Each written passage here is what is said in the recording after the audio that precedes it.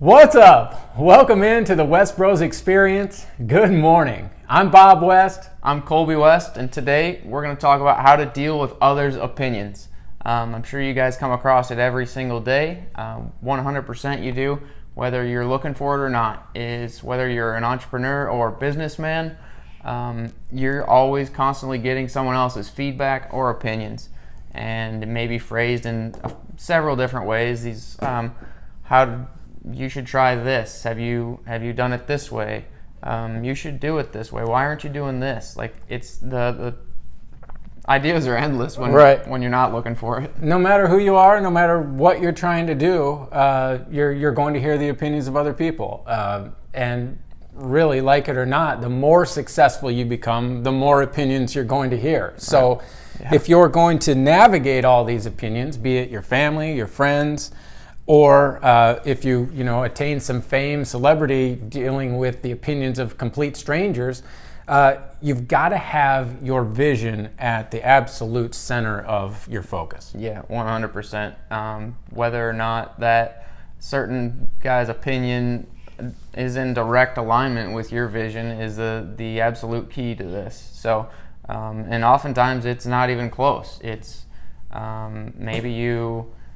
I'm trying to give an example, and I'm kind of dropping it. I think when you deal with family and friends, what you're saying is, like, when you deal with family and friends, a lot of time they want to be supportive and they want to support your vision, but they don't know exactly what that vision is. So for them to say something that's exactly what you need to hear at that moment in time, it's going to be pretty rare. And so as entrepreneurs, as salespeople, the fault we have a lot of times is looking for maybe the wrong type of support from family and friends. Start recognizing the fact that just them being willing to have that conversation and say anything at all is them being supportive. You've got to be, though, very conscious of what your vision is and how those opinions then are going to, how they're going to affect your long-term vision. One of the things I think we really wanted to jump into is there's good opinions and there's bad opinions. So we've talked a little bit about the bad opinions or the negative opinions, but what are some of the good opinions? First thing that pops into my mind, I'm in a few different entrepreneur groups. I've got a lot of different mentors, and we have weekly meetings to talk about what we're going through, some wins we had this week, some losses we had this week, and just really help each other build and hold each other accountable for staying on track. We talk about our each individual goals and our vision specifically, and so that group is very, very helpful. I've got a few of them. I like that. So finding some people that are trying to go the same direction you are, and forming groups with them, figuring out, like you just mentioned, a weekly call, something that's really effective just to make sure that you're staying, basically it's a way to keep yourself accountable. You're seeking out the positive opinions of others in the group, and that keeps you on track. Along with groups, one of the things that I've learned is really to look for mentors. You have to figure out some people that have been where you want to go, and those are the opinions that you really need to start paying attention to. Yeah, you've got to find the expert in your industry. Are they being progressive and always looking for the next thing and really moving the industry forward? For me, solar is definitely Elon Musk, 100%. He's all sustainability. He's just absolutely crushing it right now and doing a lot of things that people don't agree with, and look where he's going now. So I know you've got several people in real estate that kind of come to your mind. Yeah, I mean, there's a lot of different mentors out there in real estate. One of the toughest things, I think, starting out was picking one.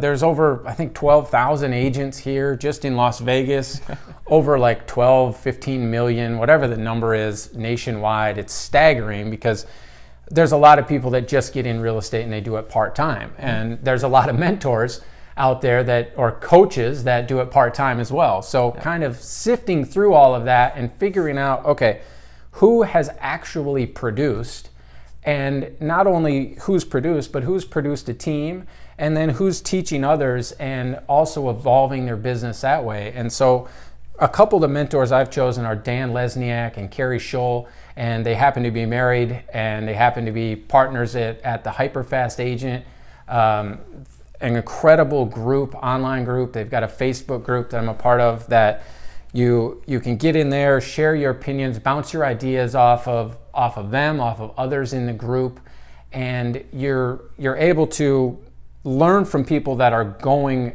exactly where you want to go. And I think that's absolutely essential. For me in real estate, it was, especially just because there's so many opinions out there. Yeah, it's important to keep in mind, has this person done what you want to do? Like, are they the expert in your Right. field? And I just got back from La Jolla this weekend and was fortunate enough to be in the group with Zach and Eden Slobin, and they've been in the nutrition industry for the last 7 or 8 years, maybe even longer. Sorry if I'm short selling them at all, but they're absolutely incredible, and they're the same people online as they are in person. Absolutely love those people. Eric and Shannon Miller, Tiff and Clay Davis, those guys are just unreal. They've changed my life for sure. So Awesome. Yeah, you're talking about surrounding yourself with some like-minded people that want to go where you want to go. That way, when you ask them about, is this a good idea going forward, they're going to actually be able to, consider, maybe they've done it before, maybe they've heard about somebody that's done it before, and they're going to actually be able to come up with some great suggestions as far as ideas and as far as implementing those ideas. So moving forward, I think we've kind of broken down what a good opinion is and a bad opinion. I think one of the things I really wanted to get into here before we close is when you're being creative, and this comes in a lot of different forms. On social media, you can be creative in an infinite amount of ways across the different platforms. In sales, you can be creative. As a business owner, you can be creative. One of the things I really wanted to harp on is when you're being creative, make sure that you don't put too much value in the opinions of other people. So if you're making an ad video and maybe it's a little quirky and maybe it's a little goofy and it's really creative, don't even bother showing it to your family and your friends. Just put it out there. Let the masses judge. You can solicit the advice of your family and friends, but do it after you put it out there and let everybody see, because that way you're also going to solicit the advice of some of the creative types out there that are maybe on your same wavelength, Right. And that's really going to help produce big time results. It just brings up like the micro action thing. Just start doing things, and you'll really figure out what sticks. And looking back, you might see that you did this thing that wasn't in direct alignment with your vision, and you're going to learn from it. And it's really keeping that in mind, being critical of yourself even, and holding yourself accountable for that.